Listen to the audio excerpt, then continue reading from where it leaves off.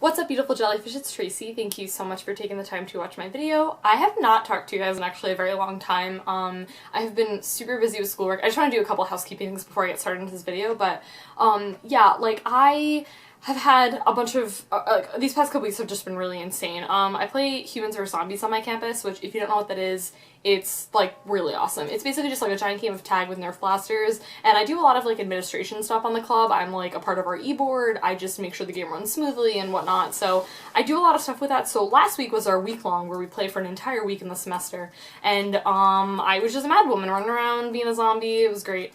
So yeah, basically things have been really insane, and also I'm a second semester away from getting my bachelor's, so like I'm just really busy. These past couple weeks have been really insane. Another issue has been I have been issues uploading my videos. So basically what happens is that I use this editing program and I export my videos, and I've been doing this, you know, ever since I started YouTube, and I have really not had issues. Sometimes what would happen is I would upload a video and it would say that it was unable to connect with the video server or whatever, and I was like, okay, and then I tried the next day, it would work.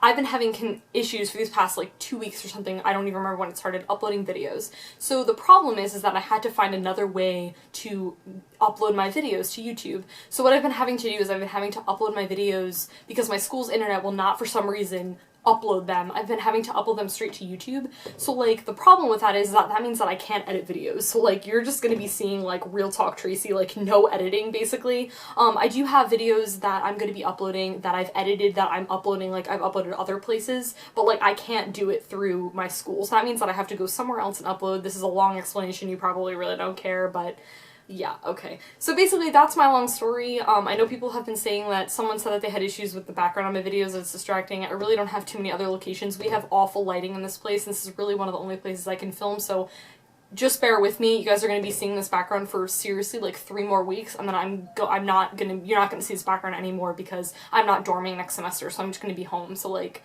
my background there I think is much better. So okay, that was a very long explanation, but yes, okay, so I'm going to be doing this video today on a topic that came up actually like a couple of weeks ago when I was watching Paul Cheon play. This was seriously like actually a month ago. This was a very long time ago, and basically he was watching, I was watching this game, I honestly don't remember, I think he was piloting Grixis, no, he was piloting Elves, I think, and I watched a couple of his matches, and he was basically really frustrated with how the deck was playing, and so he said this quote, and I thought this quote was honestly so fantastic that, being the very lame person that I am, I actually paused the video and replayed it and then typed it out and posted it as my Facebook status because I thought it was really awesome, and I thought that it applied so well to me as a player and to probably a lot of you. So here's the quote. I'll also link it in the description. You know, sometimes you watch great Magic players play and you see their videos, Reed Duke's videos, Luis Scott Vargas videos, and Owen Turtenwall's, and they're always winning. Well, this is the other side, the other angle, where you get to watch a person lose repeatedly, crushing defeats with what is supposed to be good draws. This quote spoke to me for a lot of different reasons, because, like, the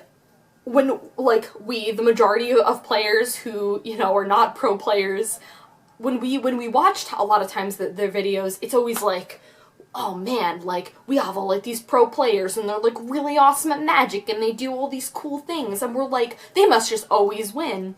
And then you watch Paul Cheon, who's, like, this, I think he's up there, he's, like, pro player, whatever, and then he's, like, basically, like, this is not the reality all the time. This is just, how can someone, regardless of how good at Magic you are, how can you win constantly? That's just so unrealistic. And like, something that kind of frustrates me is, like, just this notion of, like, oh, like, constantly, like, winning in Magic. Like, this thing that always, like, is gonna happen. And I'm just like, that's just, like, I know so many great Magic players that don't win all the time.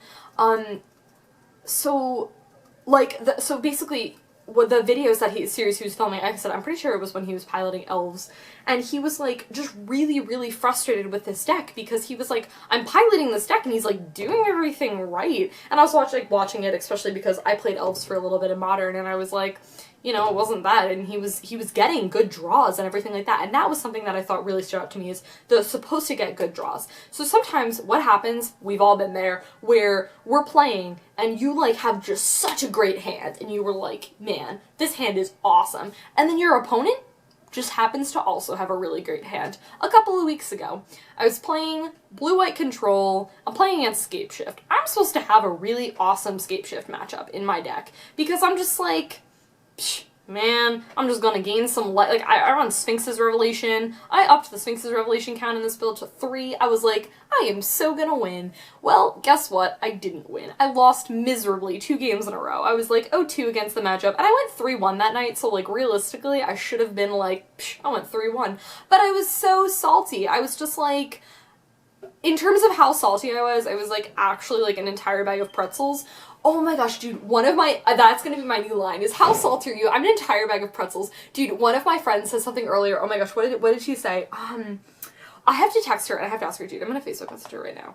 This is, so when I said this is gonna be real talk, straight up Tracy, yeah, this is what you're getting from me. Okay, Blake, yo, and I'm what? the one who gets distracted easily. Gracia and I went food shopping before this, and, we like right before this, I filmed this video, and she was like, okay, we gotta, like, focus, we gotta get these items, and then she was like, okay, we'll get these items, and then she just passes by, like, Hot Wheels. She's like, oh, Hot Wheels, like, Gracia, I was like, we're supposed to focus, you literally just said, like, we need to focus on this thing. They were really shiny, actually. What was that, what on earth am I taping? Yo, what was that thing you said earlier about, gosh, what did she say earlier about being salty? I hope she responds. Whoa, I'm still filming this video. That would be really awesome.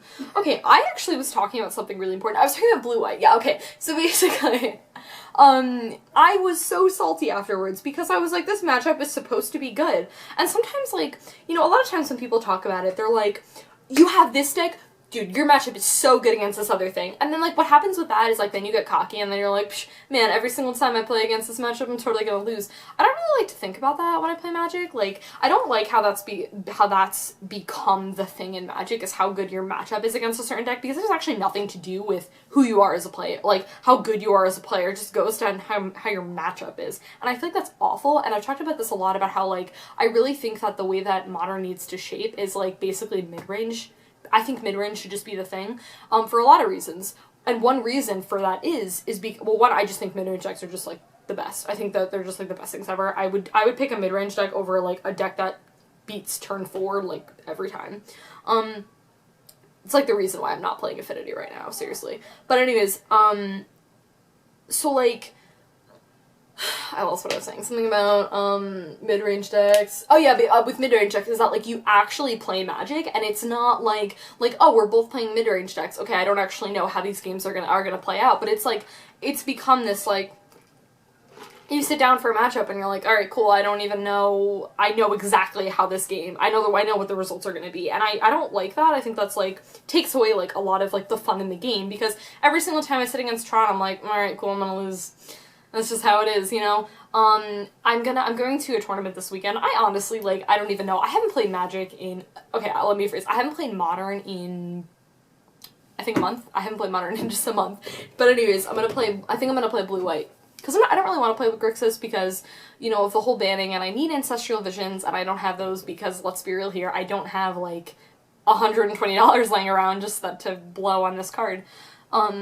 So yeah, I think I'll play Blue-White in this most recent tournament.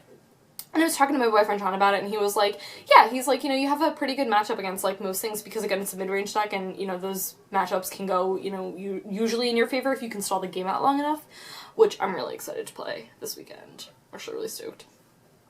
Okay, so, this quote, like I said, I really like this quote for a lot of reasons, and one of them is because I feel like Paul Chan is putting it in a way of, like, oh, hey, like, I feel like it was kind of like a shout out to, like, all those people out there, like, like me, who just gets really frustrated when they play and like things don't go well, you have this thing where you lose repeatedly or something. Like, I know so many good players who just like, you know, use a phrase like on tilt before, where you like consistently lose and you're like, your game is off and you're just like, you just lose like consistently for like a long period of time and it's awful. We've all been there and it's so not fun. And it's really frustrating. It's so frustrating because it's like, it's so much of what it goes into it is like variance, and like it's so not you. It's like bad draws, things like that, whatever. But yeah, I agree. And like sometimes like you play your game, you sit down and you play your game and you do absolutely nothing wrong. Like you make your plays, you whatever. And then sometimes you look at it afterwards like, okay, guys, I need to rant about this story that happened to me. So I was at Shadows over Innistrad pre-release, right? And I'm all stoked, whatever. And basically, if you want to know, like, how the night goes, is the night goes from my boyfriend John sitting, like, you know, I'm sitting here and he's sitting over there, and he opens up his box, and he looks over at me, and I was like, he's like, babe, please don't be mad, and I was like, you opened up a Primo Avacyn, didn't you? And then he's like, yeah, and so that was like, set the tone of the night, basically. But anyways, I was a jar of salt because I didn't open up removal, that's a different story. But anyways, so I was playing my game, right? And I had a ton of flyers in my deck because flyers are great. They're awesome. They're a great evasion. So my deck is like so full of flyers, like I don't even know how many creatures in my deck weren't, but there was a lot, right? So I'm playing my game and I played this card, I don't even remember what it is. It's like the white 2 mana thing where it's like you can put target card from a graveyard on top or bottom of target owner's library, you put a 1/1 spirit onto the field. So I do that. And instead of making a really good Magic player decision, because why would I do that? Why would I honestly be good at this game? Let's be real here. I don't grab the removal spell, because why would I do that? Honestly, so I grab like some dumb creature, which doesn't end up being irrelevant, and then I don't grab the removal spell, and then I end up dying to a flyer. Guys, I was a jar of salt. I was like, are you freaking serious? So anyways, so that was like my frustration. But anyways, how does this relate to what I was talking about? Okay, yeah, so like, if I had been arguably a good Magic player, which that moment I was absolutely not, it was terrible, I could have been like, yes, I'll totally grab the removal spell, because of course they're gonna play something dumb and stupid that I can't deal with. I don't have like any removal in this deck. And I ended up like losing to my own thing because of my own misplay. That's really, really frustrating. We've all done things like that. And I think it's one of those things that, like, it's like an in-the-moment thing. You know, because they like, my friend Dimitri ended up playing the card the next turn. So it wasn't even, like, there wasn't anything on the board that I really realistically would have done it to. So, like, anyways, it's just really frustrating. So, like, sometimes you don't, like, opposite of that, like, sometimes you don't do anything wrong, and, like, you have your game, and your gameplay is fine, and then you just lose anyway. And that's really frustrating because you sit down and you play your game and you do like the best that you can and you play all your cards right and stuff. And I feel like in Control, when you're playing Control, I feel like it gets really weird. Something that I found after like playing Control for like a couple of months now is basically like, it's so difficult. Like, I feel like Snapcaster Mage is just one of the most, like, interesting cards in the game because of, like, the amount of targets that you have with this card is insane. Because, like, a lot of times I'll have, like, a Serum Visions in my graveyard. And I'm, like, and, like, a Lightning Bolt or something. And sometimes the right move is to, like, Snapcaster Visions. Sometimes the right move is to Snapcaster Bolt. And those lines of play get so difficult to explain and to justify. A lot of times I don't Snapcaster Serum Visions unless I'm like really digging for a land or I'm really digging for an answer or something like that. Because I can always Snapcaster Lightning Bolts. You know what I mean? Sometimes those points of damage, like my deck is going so slow that I'm just like, whatever, I can like hold off on that bolt for like a little bit.